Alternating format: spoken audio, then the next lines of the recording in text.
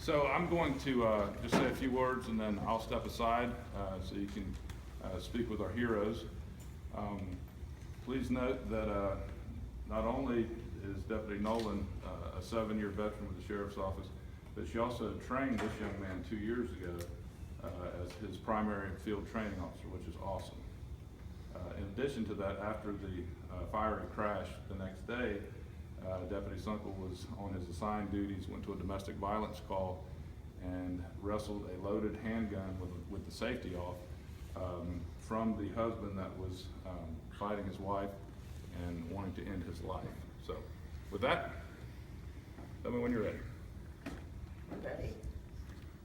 Well, good afternoon. It's a wonderful day in Indian River County. It's a safe day to know that we are with two courageous, extraordinarily brave young men and women of the Indian River County Sheriff's Office, Deputy Robert Sunkel and Deputy Linda Nolan, and we'll edit that part. Ladies and gentlemen, Deputy Robert Sunkel and Deputy Linda Nolan. Good afternoon. Good afternoon. Thank So- you all for coming. So you pulled up, and we see the dash cam video when you're pulling up. At that point, you know, take me through what was going through your mind and then your actions. I was just trying to figure out which vehicle she was in, so I was certain I was going in the right vehicle. And then when I went up, I just wanted to get to her as quick as I could, and I saw the smoke in the car and I couldn't see a person, so I broke the window and opened the car to make contact with her as soon as I could. And what was she saying to you? She wasn't speaking when I first opened the door. I just asked her if she could hear me, and I heard her, she made some sort of noise, and asked her to reach her hand out to me, and she could, and just tried to start getting her out. And when did Deputy Nolan arrive? Moments later. Moments later. And at that point, the two of you do what? When I exited the car, even on approach, I could see the smoke. I knew I needed a fire extinguisher, grabbed it, took off running, noticed inside the car immediately, flames inside the vehicle. So I used the fire extinguisher to reduce the flames on the inside so that Deputy Sunkel and I could attempt to extract her from the car. Unfortunately, she was wedged in between the seat and the steering wheel, and we weren't initially able to get her out. And I heard you, under your breath, say, we have to keep trying. One of you said that. What made you go back after getting burned? There was no other choice. We had to go back. There was no other choice. When the fire extinguisher ran out,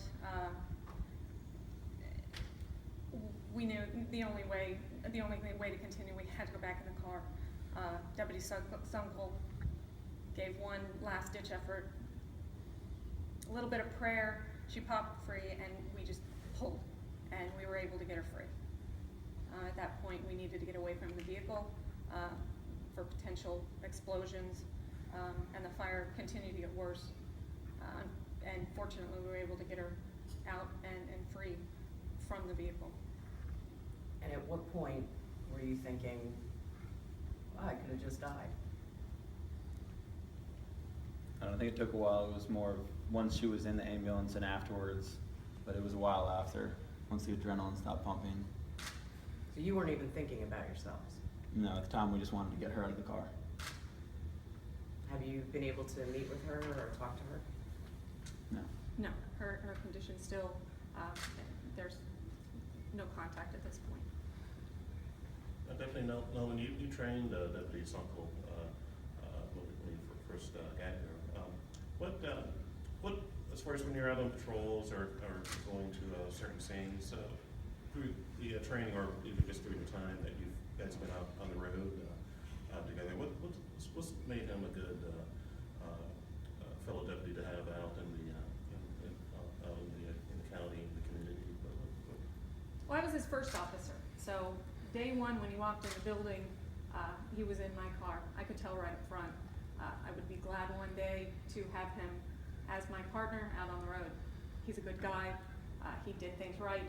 He did them well, and here we are. That pretty much sums that up. So when you went home that night and now you're not on the job, how do you cope with the trauma that you experienced? You know that there's a woman who is suffering in the hospital, but she's in the hospital. She's alive. She has a second chance with her family, and I think Deputy Sunkel deserves a lot for that. What's her condition? Right now, she is in critical condition in the Kendall Burn Center down in Miami. When you walked up, at one point in the audio, we hear you, you know, audibly you say, ow. Could take us through those few seconds, what you can remember, because I know, does it seem like a blur? I can honestly say I'm not quite sure how the burns happened, other than possibly from the door and the inside of the vehicle itself. But it was extremely intense with flames inside the vehicle. Without another fire extinguisher, there's no way to avoid that.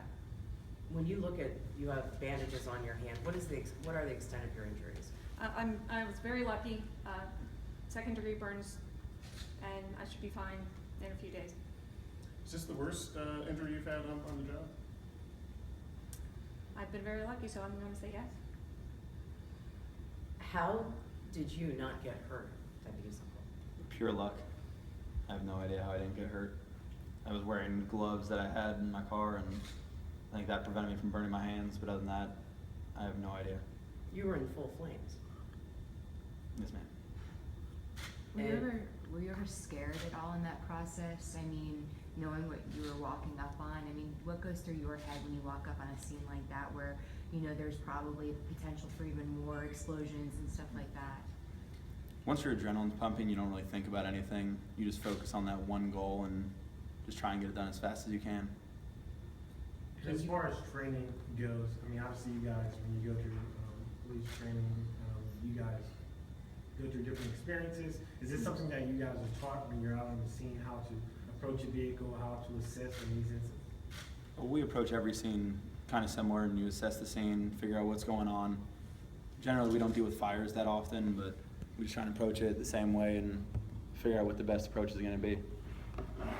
Did the woman say anything, you know, after you guys got her out of the car? And what did she say? She did. We actually asked her if there was anyone else in the vehicle or if she was alone, which she was able to state she was alone. I also asked her name, which she was able to tell me her name as well. So that was a comforting feeling. Did she ever say thank you, or? She was injured pretty badly. I was just grateful to get the information that I did from her. Are you given any training on how long it is after an accident that a car might blow up? I mean, how much time you possibly had, or? I think every instance is going to be different. I don't think you could say every car has a certain amount of time before it. So you knew that it could blow up at any moment? You were taking a chance? Yeah, so we just didn't think about it at the time. And the ambulance arrived about 40 seconds after you pulled her out of the car. Talk to me about the difference between those 40 seconds if you would have waited. I know rewatching the video, about maybe 10 seconds after we dragged her away, where we were standing ignited in flames, the entire passenger side was covered in flames. So I know if we would have stood there for even 10 to 15 seconds more, we would have gotten severely injured or been covered in flames and not been able to get her out. She'd be dead. Most Possibly. likely. You guys are receiving attention nationally for this. I mean, the video is everywhere. You're doing interviews for, you know, network news. You know, everybody's calling you heroic for these actions. How do you feel about that? I mean, do you guys see yourselves as heroic, or is this just something you do every day? It's every day. It's what first responders do every day. It just doesn't always get caught on camera, but this time it did. The heroes, no, just first responders.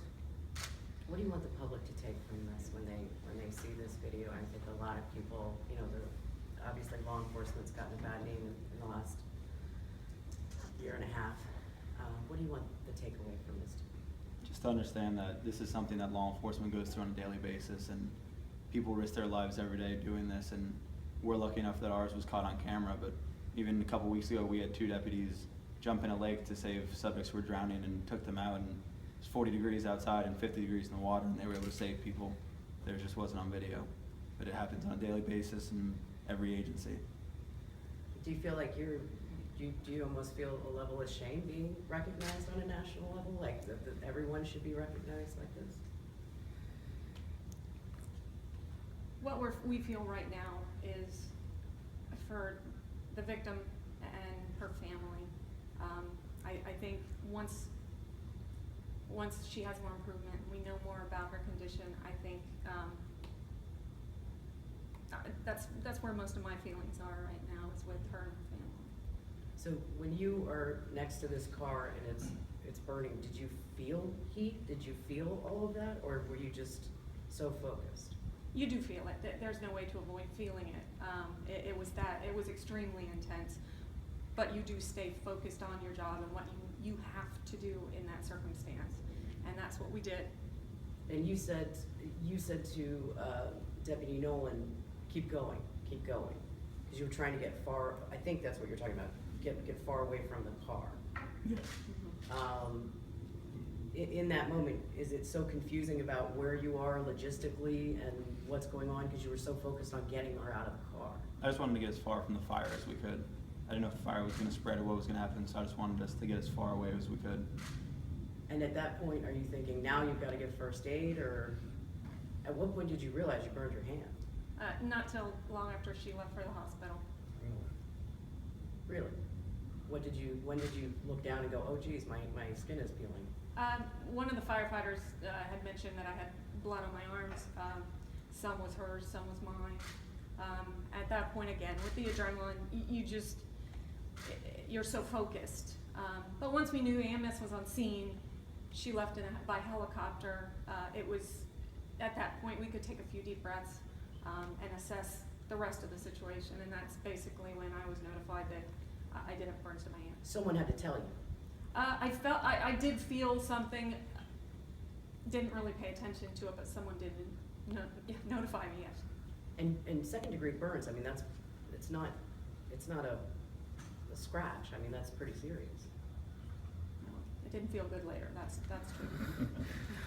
What do we know about the victim, about how old was she? Did she have kids? At this time, I don't know much about the victim. That's information that FHP would have. Did you have to use a fire extinguisher on her as well while she was sitting in the car? I did. Was- The flames were coming in the driver's side window. All of the grass and the brush on the driver's side of the car was completely in flames. At one point, I had tried to go around to the driver's side.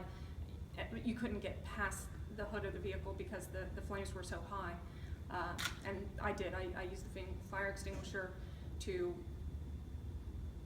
get her head, her face, her chest, her arms, and the steering wheel area of the car, and to try and push the flames back through the window. And Deputy Nolan, I see that you're married. Do you have a family at home, and what did you tell them about what you did? Did they think you were crazy? No, my kid said, that's just my mom. My husband says, I don't expect any less from my wife. So my family has been their usual amazing self. So. Can I ask you this, why were the other people that were there, how long were they there for, and why didn't they help the woman? Did anybody say anything, or any conjecture on your part? I'm not sure. I didn't ask them and have any communication with them at all. How many minutes from the time of the impact, the accident that it was reported to, and you were able to arrive on the scene? I think I was there within 2 or 3 minutes. Question on the dashboard camera, as far as it being active to be able to capture this rescue. What was the policy as far as how long the dashboard cameras run when they're running? Is it, I'm just wanting to figure out just how it just happened to be able to capture this great moment. When the lights and siren are turned on the car, the camera automatically turns on. And was it your car, or was it? It was my car. Okay, so we just have the car, just the straight shot of the cars that were in fire, and since you had the lights and sirens going, so the cameras were rolling. Yes. So what's been the feedback that you've gotten from the community? I mean, I know they've seen the video. It's all over Facebook. It's everywhere. What has been particularly touching that someone has said to you, or perhaps brought to your attention? I've been getting random messages from people all over the country, and one guy in particular gave me a date and time from like 30 years ago that he got pulled out of a car in a fire. I think that was one of the most touching things I've received so far. Also by a law enforcement officer? Yes, in Houston. Wow. Deputy Nolan, I know you talked about training. Are Are you proud of him to see what he did and you rolled up? I mean, did you take any pride in knowing that you had, you know, something to do with his actions as well? Absolutely. Very proud of him, and whether I had any part in his training or not, I would have been extremely proud of him. The two of you work together quite well. Is that why you think? Because you did train together? It's possible, but we have a great agency. We're all very, very close and work well together, and that's a big part of it. And I think that's why he and I did so well out there that day. Well, there was a moment where you say, Linda, get back, and then it gets quiet and you guys go up again. Was that sort of like did you look at each other and just say, we're gonna go, we're going in? How did you make that decision to go back? When I first said get back, I think that was when we heard a loud pop, and it sounded like it's coming from the engine. But I think afterwards we figured out it was a tire popping. But when we heard that, we got back, and then just both of us just knew we needed to get back in there and try and get this woman out. We couldn't leave her in there. So did you cut the seatbelt? Is that what happened? You had something to cut I it, or? don't know how the seatbelt came off. I think it's a miracle that it came off. Somehow I went and pulled on her arm and she was loose. Wow. Do you know whether she's handicapped enough? I do not know. Did you guys have trouble sleeping that night, knowing that, you know, it seemed like it was such, you know, crazy idea that you would come to work, you know, like any other given day, then leave out rescuing a woman from a fire in a car? A little bit. You know, we do train for this, but we are human. Speaking of training, actually, this question might be for the sheriff. I mean, how do you take this incident, and I guess what do you recommend or advise future deputies as far as, you know, if they roll up on a scene, what can they take from this incident as far as how they apply it in the future? Well, certainly at the Indian River County Sheriff's Office, we train that with frequency comes efficiency. In fact, we spend a lot of dollars on training. But what was unique is you saw both of these deputies in a very courageous fashion you saw Deputy Sunkel run up after about 15 steps and pull out his asp, which is what he used obviously to break the window. Without hesitation, he ran there. Then you see Deputy Nolan run up. Without hesitation, they run to a burning car on fire, attempt to rescue her, realize that they must regroup and step back, and then they team up again and come back and get her with those enormous flames. And that truly says a lot about not only their character, but the training as well. This film will be used all over the nation for training purposes. There's no doubt in my mind. We've already had nearly 2 million people visit our site, which is truly remarkable. And it's truly an honor to have these two young deputies, as courageous as they are, that recognize the signs and symptoms throughout their job every day. And it's time in America that we hit the reset button with perception of law enforcement, and this is clearly a fine example of that. We're just so proud of them. Sheriff, when you first got the word that, you know, 2 of your deputies were involved in a rescue, tell me, when you first saw that video, I mean, you had to have a pretty strong reaction. Certainly. That video, the first time you view it, knowing your employees, knowing that I was instrumental in the placement of their careers, brings tears to your eyes the first time you see it. There's no doubt about it. The chief deputy brought me the video and said, you've got to see this, you've got to see this. And obviously we see a lot of videos, and that is one of the most moving that we've had. We've had several very courageous activities going back to December 18th with Deputy Chris Luster, who was shot, as we all know. Another episode where 3 of our deputies jumped in a canal in January, and here we are in March with yet another very, very courageous act by our young deputies of the Indian River County Sheriff's Office. Can you go over how this woman was trapped in the car? Was it only the seatbelt that was trapping her? I think her legs were jammed underneath the steering wheel as well, and the airbag had been deployed, so the airbag was holding her back too. And so you broke, I just want to walk through it. You broke the window first, that wasn't working. Then you guys had to back out, regroup, and then you went back in, and somehow she got in, you know.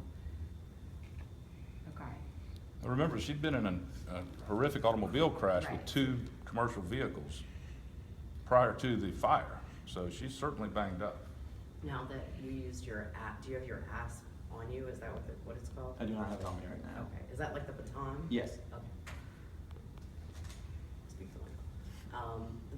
Where is the fire extinguisher in your car? It's in the trunk. Okay, so you had to go get it out of the trunk, and you see, in the video, you run up with it, and you're already getting it ready to go. In that moment, are you thinking spray the car, the deputy, or the woman? I mean, how do you even make that choice? Well, at that point, I actually threw the fire extinguisher to Deputy Sunkel and went in the car. I knew he couldn't get her out. I had to give it a try, and at that point, I exited, and I knew that the fire extinguisher had to be used inside the car. I knew it wouldn't have any effect on the engine, the grass, or anything else, and it was most needed inside the car and on her side of the car. You seem still very emotional about those few minutes. I know it had to be extremely emotional. What is it that is choking in your throat every time you talk about it? That you couldn't get her out sooner? That we didn't get her out sooner, and that we almost didn't at all. And I think that's what is the most difficult. And it would have been something that would be very difficult to live with. I think that's the part that hurts me most. But if you hadn't have been there at all, she would not be alive, so you were there. And I do try and keep that in mind, yes. Thank you. Deputy Sunkel, how long have you been on the force? 2 years. 2 years, so 7 and 2? Okay. All right, thank you, guys. Thank you. Thank you. I'll be around. Thank you. Good job, guys.